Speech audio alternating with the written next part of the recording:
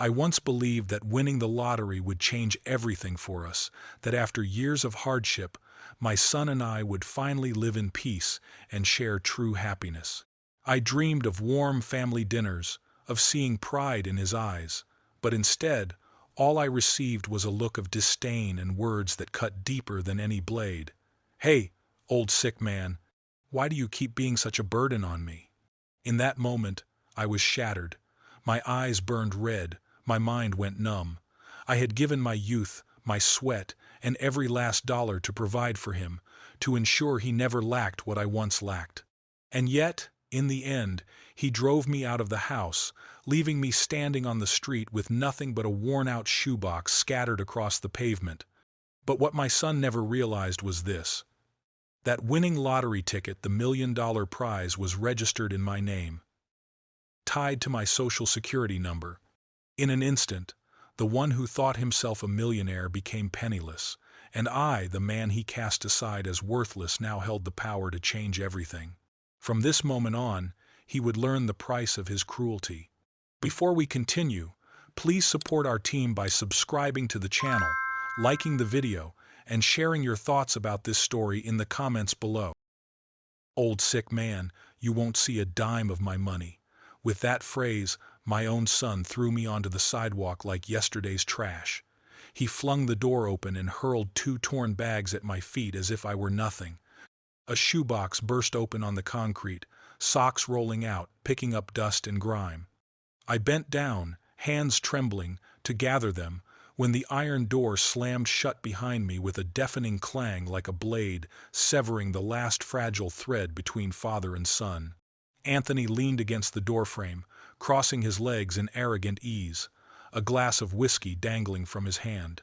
A smirk curled on his lips as he declared, loud enough for the neighbors to hear, "From this day on, you are no longer my father. I've escaped the poverty you chained me to. Get out of my sight, so I can live the rich life I deserve." His words cut sharper than any winter wind. I sank onto the cold stone steps, clutching the shoebox to my chest like it was the last relic of a life I no longer had. My heart ached, not from the chill in the air, but from the ice in my son's veins. Passers-by only glanced and hurried on. A couple of children paused on their bicycles, snickering, thinking they were watching some beggar being thrown out. None of them knew the truth that I was the rightful owner of the winning lottery ticket. In the pocket of my worn coat, I still carried the small receipt from Pete's bakery, his handwriting still clear. That ticket bore my name, my social security number, bought with my hard-earned money. Anthony had no idea. My name is Bernard Williams. I'm 81 years old, and my body is a map of the life I've lived. My hands are covered in calluses so thick that sometimes I can't even feel the edge of a knife when I grip it. My forearms bear faded scars, from bricks that slipped and cut my skin decades ago, and small burn marks from the night I fixed a shorted wire in the rain. Every mark is a memory, and not once did I complain about earning them. There were winter mornings when I plunged my cracked, bleeding hands into ice-cold water to mix mortar, my breath turning to fog as I worked. There were blazing summer days when sweat ran into my eyes, burning like fire, but I carried on because I couldn't let my boy go hungry. At construction sites, I worked from the break of dawn until darkness fell, hauling cement bags heavier than 90 pounds each. My back bent, my knees ached, but I didn't dare stop one pause, and another man would take my place. At night, I strapped on a cheap headlamp and crawled into damp, moldy apartments to fix burned wires. The smell of scorched rubber stung my nose while the clock ticked past midnight, reminding me how little rest I'd get before morning. Still, I kept at it, so someone's lights would turn on again. On some nights, I was a doorman, sitting hunched in my threadbare coat, ears straining at every creak or distant footstep outside the building. Other evenings, I cradled neighbors' children as they slept on my shoulder, humming to them softly while my own son waited at home, already used to the sight of a cold dinner on the table. I never turned down a job, no matter how small, how exhausting, or how humiliating. Because to me, every dollar meant bread on the table, a clean shirt for my boy, and the hope that he would have a better life than mine. I never said no to honest work, no matter how hard it was, because after Mary left, it was just me and Anthony. That morning is burned into my memory. Mary wore her green coat, her eyes avoiding mine. She pulled the small suitcase across the floor, the wheels rattling against the wooden boards. Anthony was only 5, sitting at the table, his little lips moving as he sounded out the alphabet. He looked up and smiled innocently at his mother. "Mom, are you going to work?"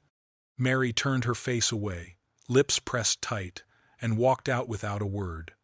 The door clicked shut, that sharp sound burying what was left of our fragile home. On the table, there wasn't a letter of comfort, just a crumpled scrap of paper with smudged ink. "I can't breathe. I want to escape. I'm sorry." I read it again and again until the edges tore, but no matter how many times I looked at those words, all I felt was a hollow void swallowing me whole. That night, I held Anthony as he slept. His small chest rose and fell against my arms, his soft breath warming my shirt, while my tears slid down onto his pillow. In that moment, I swore an oath to myself. Even if I had to work until my bones gave out, my son would never know hunger or grow up unloved. The next morning, I knocked on Mr. Martin's door. My shirt was worn thin, my pants still stained with mortar from old construction jobs. My rough, calloused hands trembled with nerves as I spoke. "I work hard, sir. I don't steal, not even a nail. Please, give me a chance." When I returned home, Anthony ran out, clutching my leg with both arms. "Dad, didn't Mom come back yet?" His eyes searched mine with a hope I could never give him. I knelt down, ran my trembling fingers through his soft hair, and whispered, "Mom's gone far away, son, but I'll be here with you, always." And that's how I began, a man with no knowledge of gardens, standing in Mr. Martin's yard, shovel in hand, ready to learn anything not for myself, but for the little boy waiting at home. Mr. Martin gave me a chance. When he finally nodded in agreement, I bent forward slightly, clutching my calloused hands so tightly the knuckles turned white. For the first time in many dark days, I felt a spark of hope strong enough to light up our little broken home. For 10 long years, I worked that land. Every winter morning, when frost still covered the fences, I swept the garden paths with hands so cold the skin cracked and bled. Summer brought no relief. Sweat soaked through my shirt, running down my back as I patiently trimmed every rose bush until Mr. Martin smiled with satisfaction. Some nights, I even held a flashlight between my teeth, combing every corner of the yard to make sure not a single leaf was left behind. With that job, I managed to rent a tiny house in the suburbs. Its paint was peeling, the roof leaked whenever it rained, and the kitchen smelled faintly of damp wood. But the day I hung an old curtain and placed a chipped wooden table in the center of the room, Anthony clapped his hands and shouted, "Dad, this is our real home." In that moment, the room glowed brighter than any lamp we could afford. Even after long days of back-breaking labor, when my clothes were caked with mud and my spine screamed with pain, I would sit at that kitchen table with Anthony. My left hand trembled from exhaustion, but with my right, I carefully guided his pencil strokes, teaching him division, one shaky number at a time. His little brow furrowed, his lips silently mouthing the answers, and my fatigue melted into pride. Friday nights became our sacred ritual. We sat together at that wobbly wooden table, splitting a cheap can of soda. Anthony would raise his cup high, clinking it against mine as if we were celebrating in a grand hall. The greasy, steaming pizza in front of us wasn't much, but to us it was a feast fit for kings. One night, Anthony leaned back, pizza sauce smeared across his chin, and with the confidence of a boy who thought the world was already his, he boasted, "One day, Dad, I'll buy us a big house. With a yard, fruit trees, and a garage." He licked his greasy fingers, smirking as if he could already see himself handing me the keys. I chuckled and teased, "And don't forget a washing machine, so your old man doesn't have to wash clothes by hand anymore." Anthony nodded vigorously, his eyes shining with youthful certainty. In that moment, I believed him. I believed every word. And I'm going to have an automatic washing machine, so you won't have to wash clothes by hand anymore, Anthony had once promised. I clung to those words like a lifeline. But as the years passed, my son began to change. There were days when I worked 2, sometimes 3 jobs just to keep food on the table. My hands blistered and bled after hours digging in the garden, and at night I waded knee-deep in freezing water fixing broken pipes for neighbors. Even on Sunday nights, when the whole neighborhood rested, I was still crouched in the cold, scrubbing grease off old cars for a handful of coins. One evening, after weeks of saving, I brought home a second-hand game console in a battered box. Anthony tore it open as if he had unearthed treasure. His eyes lit up, his grin stretched from ear to ear, and his hands trembled with excitement as he plugged it in. For the first time, he felt like the other kids at school, like he finally belonged. That night, laughter filled our tiny kitchen. He shouted with joy every time he scored a goal in the soccer game, then leaned his head on my shoulder and whispered, "Dad, I wish it could always be like this." I swallowed hard, fighting back tears, and wrapped an arm around his small shoulders. But everything changed when he became a teenager. When his classmates arrived in shiny cars driven by their parents, Anthony climbed out of my patched-up shoes with his head bowed low, ashamed. Soon, he began noticing my frayed shirts, the peeling paint on our walls, the leaky roof above his bed, and in his eyes, these things became symbols of humiliation. One evening, he snapped, "Why can't you get a proper job, Dad? Carrying bricks, digging dirt. It's pathetic." "Anthony," I answered softly, holding up my roughened hands, "I have no degree. I only have these hands. Every meal you eat, every shirt you wear, it all comes from them. But my friends laugh at me. I'm embarrassed to call you my father." His words cut deeper than any blade. Still, I hoped he would find his path. On the day he graduated high school, I hugged him tight, praying he would choose college, that he would chase the dream of becoming an engineer he once shouted with so much pride. But he pushed me away and sneered. "Why waste 4 years? I want money now." My chest felt like stone. I knew, in that moment, his dream had died. From there, he drifted. At the hardware store, he argued with the manager just because he was scolded for being late. At the garage, he stormed out when told to mop the floor. At the factory, he fought with his coworkers over petty insults. Everywhere he went, the moment things got hard, he quit. And each time he returned home, he didn't blame himself, he blamed me. He pointed at me with that arrogant look in his eyes, as if my life of sacrifice had failed him, as if I had doomed him before he even began. He always had an excuse to quit, always blamed the world for his failures. But when Anthony met Isabel, something in him changed, at least for a while. I still remember the look in his eyes the first time he saw her. His gaze lit up, sparkling as though the entire world had shrunk to just one girl. That evening, he rushed home, stood in front of the cracked mirror in our small bedroom, smoothing down his cheap shirt. "Dad," he asked with a half-cocky grin, "do I look like a gentleman now?" His chest puffed out, chin raised, as though the shirt alone could make him royalty. A week later, he brought Isabel home. Her high heels clattered against the cracked cement floor of our kitchen. Her eyes swept across the peeling walls, the rickety table, the mismatched chairs, before finally landing on me, an old man in a gardener's shirt stained with dirt. For a fleeting second, I caught the discomfort in her expression, and in that instant, I knew this love would be a fragile one. "This is your house?" Isabel asked, her voice soft, tinged with both surprise and unease.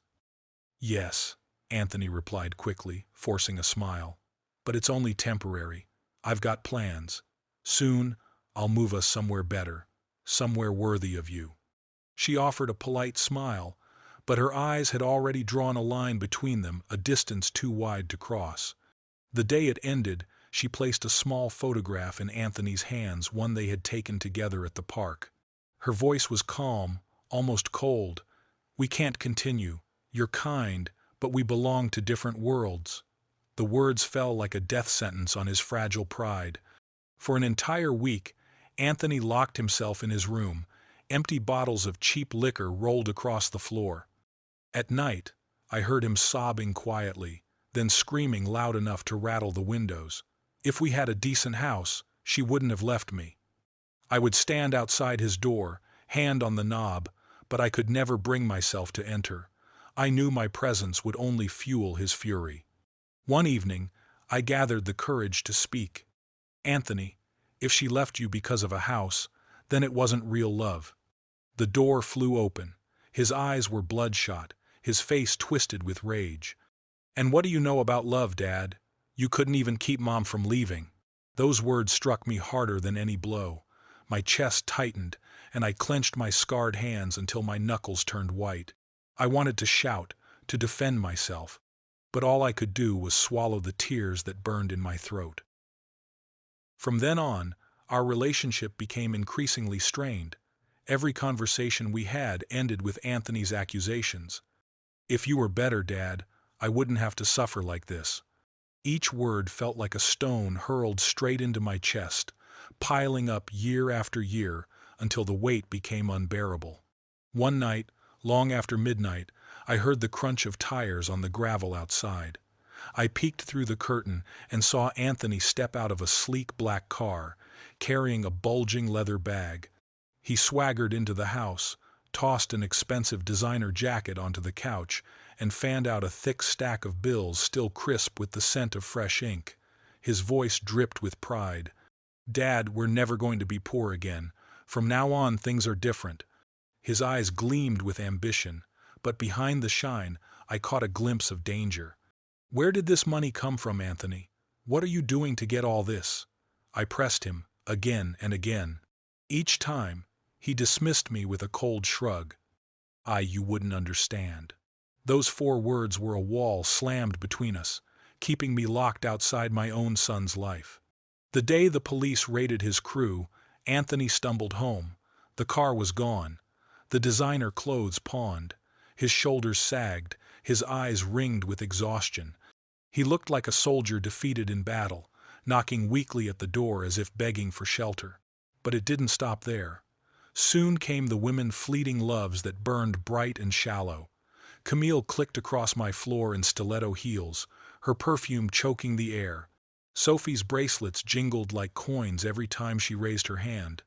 Natalie draped in gold, her eyes scanning my peeling walls as though she had stepped into a place beneath her.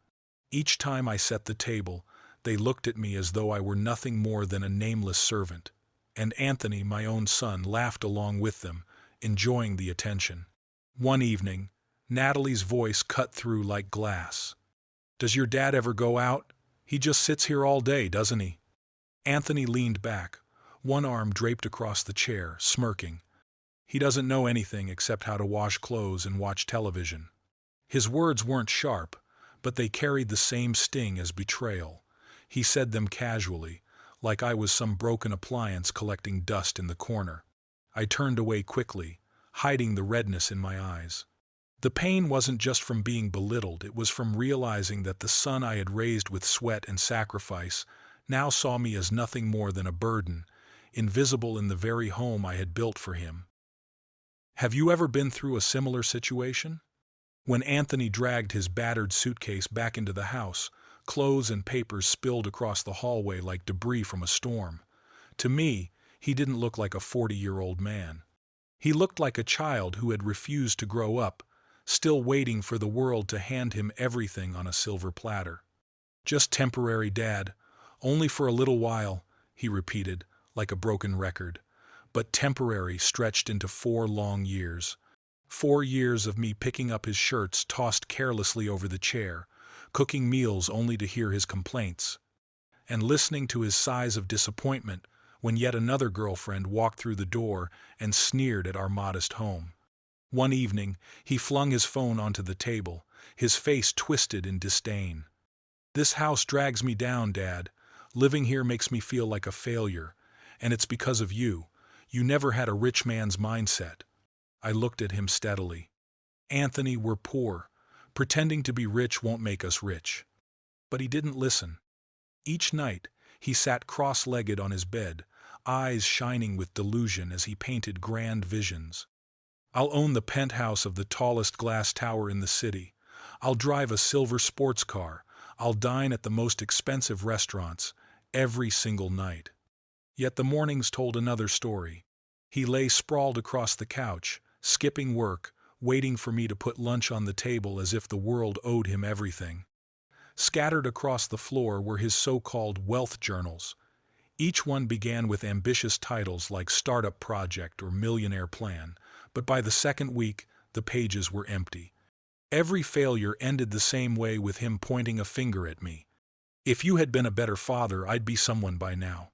And then came the arguments about the lottery. Dad, only idiots waste their lives chasing those numbers. You've thrown away years on a hopeless fantasy. At least I spend my own hard-earned money to play. I don't live off someone else's back. Even investing in anything else would be smarter than this, he snapped. You talk about investing, Anthony, I shot back, my voice low but firm. But tell me, have you ever actually built anything to last? The silence after that question was heavier than any shout. But I kept playing. Every Thursday.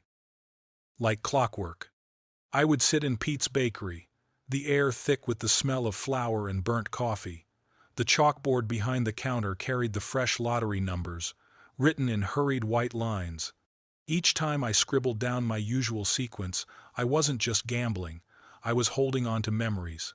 Anthony's birthday, the day my father passed, the crooked number of our old house. For me, it was more than a game, it was a thread stitching past and present together.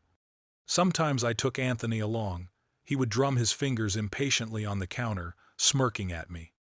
18 years, Dad. 18 years of wasting money on hope. Don't you see? You're not playing numbers, you're playing with illusions. I sighed. Maybe, but sometimes illusions are the only thing that keep me working each day. Then came that fateful March afternoon. The heat clung to my skin, sweat drying into salt patches on my shirt as I trudged home. My back burned as though 100 needles were stabbing it. All I wanted was a shower, then to collapse on my worn-out mattress. But the front door burst open. Anthony stormed in, hair wild, eyes blazing, his chest heaving. Not the smell of alcohol this time, but something sharper, the raw scent of adrenaline. He tossed his car keys to the floor and, with shaking hands, held up a crumpled lottery ticket. Dad, you won't believe this. My heart pounded. I took the ticket, the paper damp with his sweat, the ink smudged at the corners. Slowly, I compared each number to the flickering screen of the television, still glowing in the living room. One by one, the numbers matched. Every match landed like a blade to my chest. Anthony whooped, leaping into the air like a boy. He grabbed me in a fierce hug, then pulled away just as quickly, laughing hysterically. We're rich, Dad. $4.2 million. But even as he jumped around the room, his laughter echoing off the walls, I felt a chill crawl down my spine. Anthony, my voice cracked, this ticket, where did you get it? He didn't hesitate. His grin stretched wide, his teeth flashing. From Pete's bakery, it's the exact ticket you always play. And at that instant, my blood ran cold, because I knew every ticket I bought carried not just my numbers, but my name and my social security. The storm hadn't even started, but I could already feel its shadow pressing down on me. He was silent for a few minutes, pacing the room like a predator circling its prey. Then, when I reminded him that the ticket bore my name and my social security number, everything inside him snapped.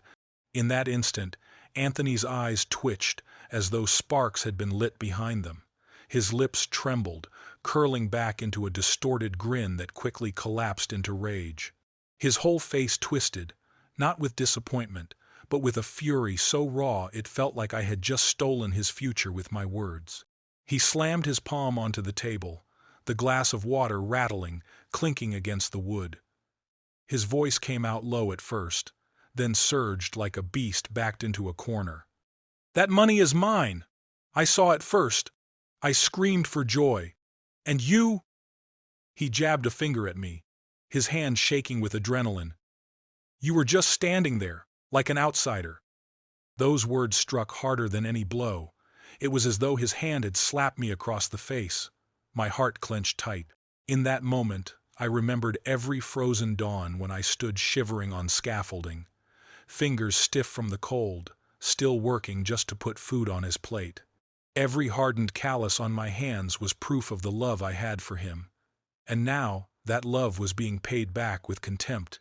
That night, I lay on my bed while Anthony reveled in the living room. Through the thin walls, I heard his laughter ring out, smug and drunken. The hiss of beer cans cracking open, the scrape of chairs dragging against the floor, and his booming voice stabbing at me like knives. "I'll buy a penthouse in Manhattan. I'll never live poor like my old man again."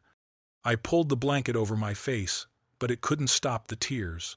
They slid silently down into the pillow, warm against my weathered skin, as his words echoed in my skull. Days later, Anthony came home with a stack of documents, heavy and freshly inked. He dropped them onto the table with a thud, the scent of new paper still clinging to them. Sliding the folder toward me, his eyes narrowed, gleaming with calculation. "Dad, here's everything.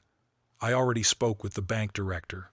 All it needs is your signature, and it'll be settled, everything in my name." His voice was steady, almost calm, but his fists clenched on the edge of the table, veins bulging, betraying the urgency and greed that consumed him. And in that moment, I finally saw Anthony for what he was: not just my son, but a man so blinded by illusion and entitlement that he would rather strip his own father of dignity than admit the truth. So, gang, are you seeing where this story is going? Sunday, past tense.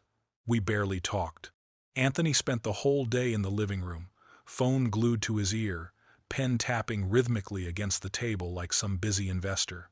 His voice echoed through the house, sharp and arrogant, punctuated by little scoffs of triumph.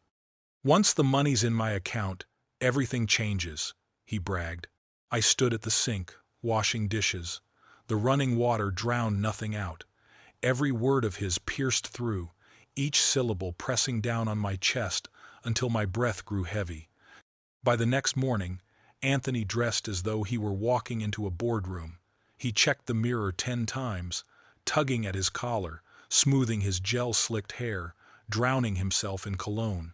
Finally, he turned, giving me a look so burning with ambition, it stripped me down to nothing, not a father, not even a man, just a servant in his way. I set the dish towel on the counter, my voice trembling. "Anthony, what are you doing?" He smirked, calm and merciless. "Going to claim what's mine. Don't worry, Dad, you don't need to lift a finger."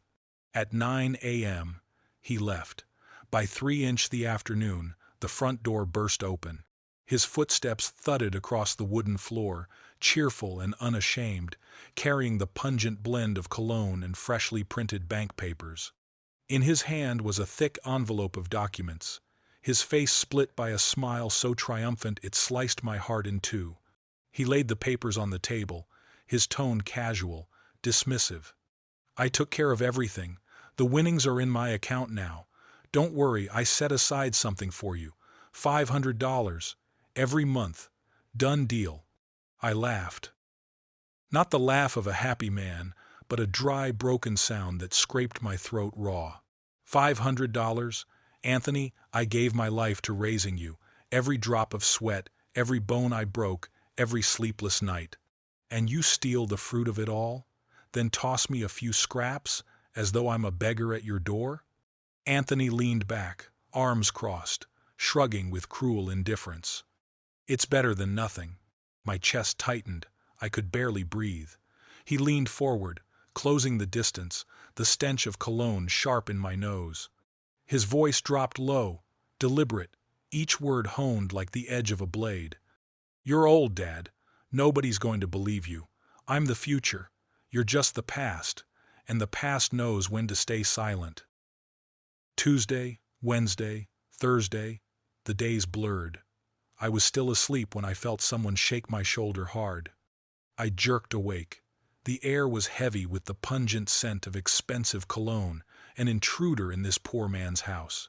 Anthony loomed over me, his hand still pressing down on my shoulder, his eyes colder than frost, stripped of all trace of kinship. He yanked his suitcase, the wheels screeching across the wooden floor like a blade tearing through the morning silence. "Dad, today it ends. You'll leave this place. From now on, there's nothing binding us." I struggled to sit up, my voice hoarse. "Anthony, I gave you everything I had." I held out my calloused hand, trembling with age, scarred and veined, a testament to decades of labor and sacrifice. He glanced at it for half a second, then smirked with disdain, as though my life's work were nothing more than dirt on his shoe. His words came sharp, venomous. "You think your sacrifice was a gift? Number. It was a burden. Chains you wrapped around me, shackling me in guilt my whole life." He pulled the house key from his pocket, dangling it for a moment before hurling it onto the table. The metal clanged like a final verdict. "This key belongs to one person now, and it isn't you." Then came the money, bills slapped down, scattered across the table like cold blue bloodstains, lifeless and cruel, nothing like the warmth of the wages I once earned to keep him fed. In the middle lay a handwritten note, letters slanted and uneven, scrawled with the arrogance of victory. For a moment, I just stood there, frozen. Then my hand gripped the edge of the table so hard my knuckles turned white. A rush of heat surged through my veins. I had wept like a defeated man before, but what rose within me now was no longer sorrow. It was fire. The fire of a father betrayed, a man who would never again be discarded like yesterday's trash. That's when I heard the doorbell. It was Marcel, my neighbor, but he didn't just knock and greet me. He stepped inside, his eyes scanning the disordered room, the suitcase half open on the floor, a chair tipped on its side, and the scattered bills on the table. His brows furrowed as he turned to me. "Bernard, I just saw Anthony leaving with a suitcase. His face was like stone, like you meant nothing to him. And now I walk in and see this mess. What on earth happened?" I tried to answer, but my throat tightened. My hands shook so badly that I had to sink into a chair. As I spoke, tears rolled down my cheeks, each word scraping like glass in my chest. When I reached the part about the note Anthony had left behind, my trembling hand knocked over a glass of water. Marcel didn't scold, didn't interrupt. He simply poured me a fresh glass, placed it in front of me, and laid a steady hand on my shoulder. His eyes glistened red, fury and sorrow mingling on my behalf. I buried my face in my palms, whispering, "I gave him everything, and he turned it into chains around my neck." Then a memory cut through my grief. "Marcel, I remember. The lottery tickets. I kept every single receipt, 18 years worth. I even remember the first one. Anthony was 8. He held my hand, looked up at me, and said, 'Dad, one day we're going to win big.' The irony pierced me deeper than any blade. That same boy had stolen the very dream we once shared. Suddenly, I pushed myself up, the chair scraping against the floor. My heart pounded as I darted to the cabinet, yanking open drawers, rifling through stacks of old papers. Panic surged with every second I didn't see it. "Marcel, I need that notebook, the blue one. Those pages are the only proof I have left." I tossed aside an old photo album, a box of tools, useless papers, until finally, beneath a pile of yellowed envelopes, I caught sight of the faded blue cover. My hands clutched it like a lifeline. Marcel's voice was firm, steady, pulling me back from despair. "Bernard, listen to me. If you have this, you still have hope. You don't have to accept being discarded like this. You raised him with everything you had. Now it's time you stand up and take justice back for yourself." I pressed the notebook to my chest, my heartbeat slowing, steadying. For the first time since Anthony's betrayal, the darkness thinned. Maybe, just maybe, I could recover what was mine. Rouge people, if you're rooting for justice, this is where things begin to take shape. My hands trembled violently as I pulled open the drawer. For a terrifying moment, the notebook wasn't where it used to be. Panic gripped me. My breath caught in my throat until finally, My fingers brushed against the familiar frayed blue cover. Relief and fear clashed in my chest as I pulled it out. When I opened it, the musty scent of old paper and ink spilled into the room, carrying with it 18 years of my life. Every receipt, every number, every hope, all still here. Marcel leaned in, turning the pages slowly. His eyes widened, his lips moving in disbelief. "I can't believe this. Every ticket, every date, all with your name, Bernard. This isn't just paperwork, it's a diary of perseverance." With that, I knew we had something worth fighting for. Marcel insisted we take it straight to Dr. Lauren, a respected lawyer known for both his sharp mind and his integrity. Lauren's office smelled faintly of old oak, the shelves heavy with legal tomes and neatly stacked files. He pushed his glasses up the bridge of his nose as I recounted my story, his gaze weighing every word.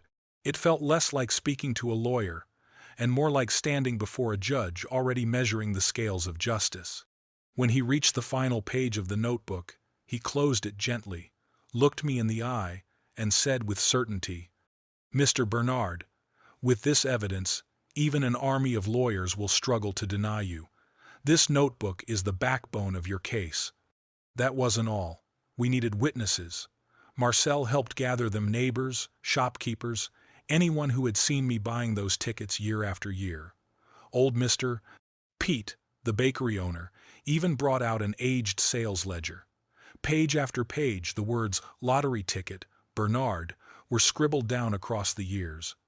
When he laid that book in front of me, my vision blurred with tears. Silent witnesses of justice had been keeping my truth alive all along. But Anthony wasn't idle. Word came quickly: he had hired Ceylon Morrow, the lawyer newspapers called the Silver Fox of the courtroom. My heart plummeted. For a moment, the weight of his betrayal and now his ruthless counterattack nearly crushed me. Marcel gripped my shoulder with quiet strength, but Dr. Lauren only smiled calmly. "Good. The stronger the opponent, the greater the victory." The stage was set. The battle for truth and for my dignity was about to begin. The night before the trial, I couldn't sleep. I sat by the window, the streetlights spilling across the worn curtain, and thought of what awaited me the next day. My stomach twisted like it was carrying a stone, yet deep inside, a fire burned bright. I would not let my own son strip me of my dignity. When Anthony entered the courtroom, his polished shoes clicked sharply against the marble floor, as if to announce his power. He glanced at me, lips curling into a sneer. I didn't flinch. I looked straight back through him, really remembering the boy I once carried on my shoulders. But in that moment, he was a stranger. Witnesses were called. Marcel stepped forward, his hands trembling slightly as he placed them on the stand. He paused mid-sentence, took a deep breath, and his voice wavered. "I lost my wife young, but in all my years I've never seen a man with more perseverance than Bernard. And yet, his own son treated him like this. Sir, I speak these words from the heart of a father." Then it was my turn. I pressed my hand firmly against the wooden podium, my legs unsteady but my voice clear. I didn't read from notes. I spoke from the only place that mattered: my heart. "Your Honor, I am not here to beg for money. I am here to reclaim my dignity. Because if a father can be cast out, called a burden, left on the street with nothing, and still stay silent, then what does justice mean anymore?" Lauren rose next. He stepped closer to Anthony, his voice slow, deliberate, every word a nail hammered into place. "Anthony, you admit your father chose the numbers, filled out the ticket, paid for it, and even used his social security number, correct?" "Yes." End quote. "Then, aside from handing it in, what exactly did you do to make it yours?" The silence was suffocating. Anthony stammered, sweat beading on his forehead, his eyes darting around for rescue that wasn't there. At first, his tone carried confidence. But as Lauren pressed on, his voice wavered. His gestures grew frantic. His face flushed red, sweat glistening under the courtroom lights.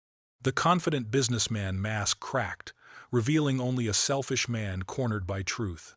Judge Dubois leaned back in his chair, chin resting on one hand, gaze fixed sternly on Anthony.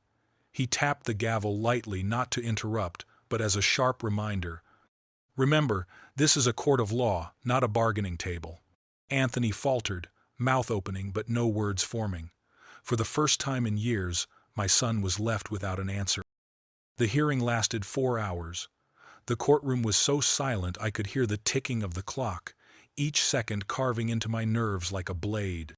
I clutched the small blue notebook in my hand so tightly that my fingers turned pale. The air felt heavy, pressing down on everyone as we waited. Judge Dubois adjusted his glasses and turned each page of the files before him. His voice carried across the room, deep, solemn, heavy like the toll of a church bell. No one moved, no one whispered. The only sound was the steady tapping of the clerk's pen. Finally, the words I had prayed for came. "The lottery prize shall be transferred in full to the account of the plaintiff, Mr. Bernard Williams." My knees weakened, and tears blurred my vision. For a moment, I couldn't breathe. After all these years of suffering, justice had finally called my name. Anthony lowered his head, lips pressed into a thin line, his hands clenched so hard the veins stood out. He tried to mask the trembling, but it betrayed him. The arrogant man who had once thrown me out like trash was gone. Before me now was only a broken figure, defeated, unable to deny the truth. Marcel gripped my shoulder firmly, his voice thick with emotion. "You did it, Bernard." Laurent allowed himself a rare smile, nodding at me. His eyes shone with pride, the way a mentor looks when his student has passed the hardest test of life. As I stepped out of the courtroom, I lifted my gaze toward the tall windows. The afternoon sun poured through like molten gold. For the first time in years, I drew a deep breath, and the air tasted sweet. I hadn't just won a trial, I had reclaimed my faith that truth still carried weight in this world. Justice had been done. Anthony left the room without looking back. Days later, the first bank transfer arrived. When the numbers appeared, $3,100,000 glowing on the ATM screen, my eyes blurred. My heart pounded as if I had just sprinted a marathon. I had to grip the counter to keep from collapsing. In 81 years, never once had my hands trembled like that, not from age, but from the weight of a dream that had finally come true. With part of the money, I bought back my old house. The day the keys clicked inside the familiar lock, I held my breath. Memories came flooding back, the laughter of my wife in the kitchen, the hurried footsteps of my son down the hallway, the nights I sat alone watching the glow of the street lamp outside. When I stepped inside, for the first time in years, the house was mine again. John, the contractor, inspected the worn beams and walls. He nodded and said warmly, "Mr. Bernard, I promise I'll treat every brick and every floorboard as if I were rebuilding my own home. You've been through enough. Now it's time for peace." I could only grip his hand firmly, gratitude choking the words in my throat.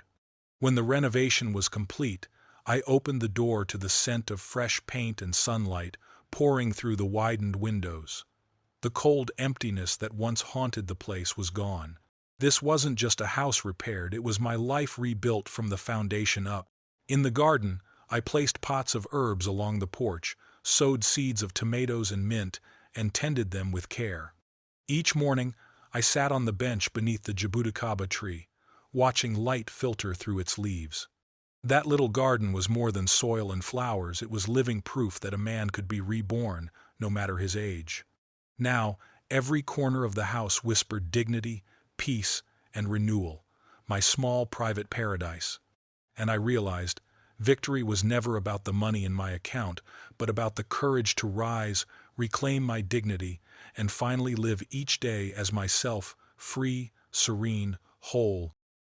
Marcel came every day. But one afternoon, it wasn't him at the gate. Anthony stood there instead. His shirt was wrinkled, carrying the stale stench of cigarette smoke.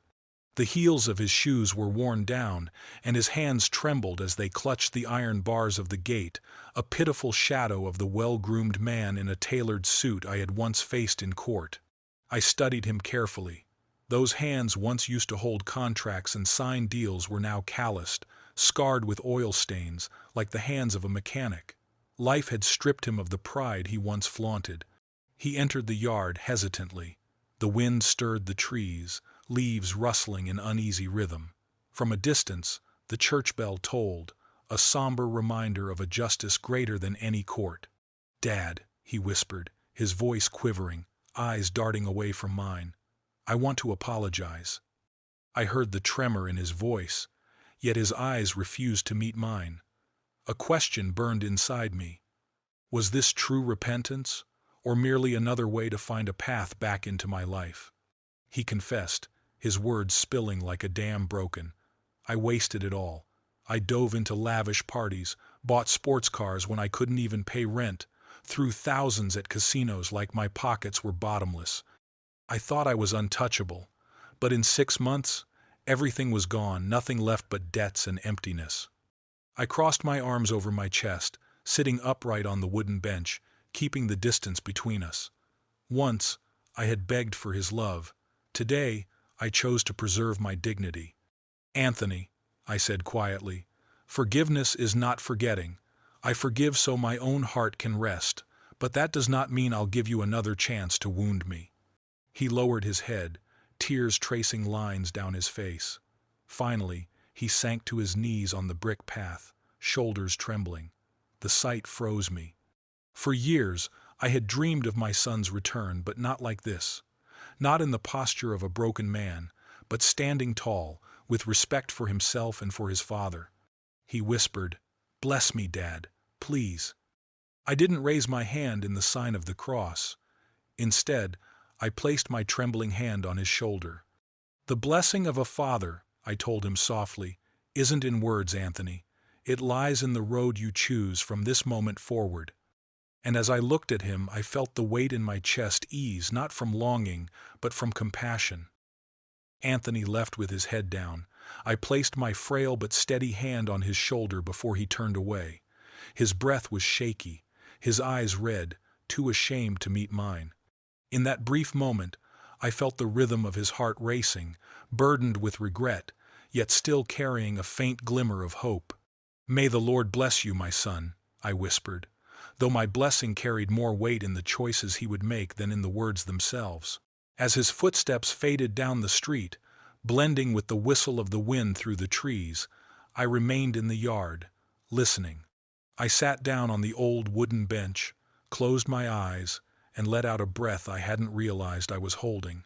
No more anger, no more pain, only the steady beat of my heart, and a peace that washed over me like cool water flowing through dry soil. Later, Henry pulled a card from an old drawer and handed it to me. Its edges had yellowed with time, the handwriting uneven yet painfully sincere. "I think of you, Dad. I'm trying to be a better man." My fingers traced over the ink, feeling the pressure that had been pressed into the paper marks that mirrored the scars still imprinted in Anthony's heart. Today, as I rise in my refurbished home, sunlight streams through the wide glass window, painting golden lines across the polished wooden table.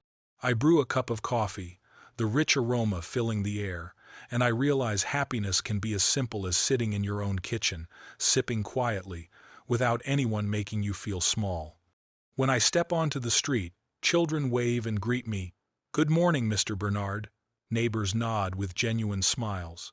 That respect was not bought with money. It was earned by how I lived, by the way I stood tall again after being brought so low. I look back on the night I was thrown out, 2 torn bags in my hands, sweat dripping down my forehead, and the cold stare of my own flesh and blood piercing into me. Without that lottery ticket, perhaps I would have endured in silence. But in truth, it wasn't money that changed me. It was the moment I decided never again to let anyone treat me without dignity. Family is the most precious thing we have, but respect is the foundation of any relationship. If you are listening to this story now, I ask you, call your father, call your mother, call your grandparents tonight. Say thank you, say you're sorry. Or simply say, "I love you." Sometimes, those words are worth more than 1,000 gifts. Dear friend, if this story touches your heart, Please leave a like, subscribe to the channel, and comment to let us know where you are watching from. Don't forget to share this story with your loved ones, because who knows, a small lesson today can change a whole life. Goodbye and see you again on the next Father's Advice program.